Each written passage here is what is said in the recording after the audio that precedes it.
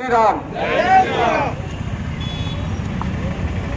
ఈరోజు మన దేశంలో చూసినట్టయితే కనుక ఎన్నో కుట్రలు జరుగుతున్నాయి.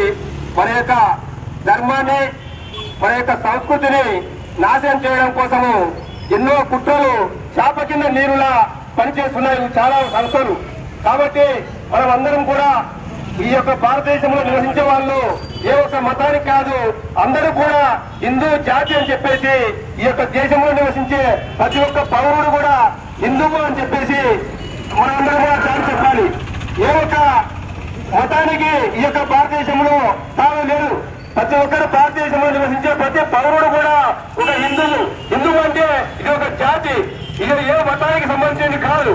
కాబట్టి ఈ యొక్క దేశంలో నివసించే ప్రతి పౌరుడు కూడా ఐక్యతగా నిలబడి ఈ యొక్క విదేశీ సంస్థలు చేసినటువంటి కుట్రలను నాశనం చేసే విధంగా ఈ రోజు మన యొక్క సంఘ పెద్దలు విశ్వ హిందూ పరిషత్ ఆధ్వర్యంలో జనవరి 5న విజయవాడలో హైందవ శంకరావం మహాసభను ఏర్పాటు చేయడం జరిగింది.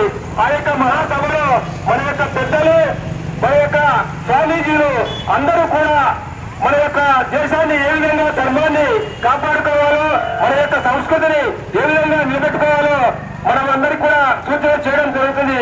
కాబట్టి మన యొక్క ఆంధ్రదేశంలోని ప్రతి ఒక్క హిందువు కూడా హాజరై ఈ యొక్క హైందవ సంఘారావాన్ని విజయవంతం చేయమని చెప్పేసి కోరుతూ, అదేవిధంగా మనం చూసినట్టయితే ఉదాహరణకు మన యొక్క పక్క రాష్ట్రమైన తెలంగాణలో నిన్నగాక మొన్న సికింద్రాబాద్ లో మహంకాళి దేవాలయాన్ని, ఆ యొక్క అమ్మవారి విగ్రహాన్ని కూర్చడం జరిగింది.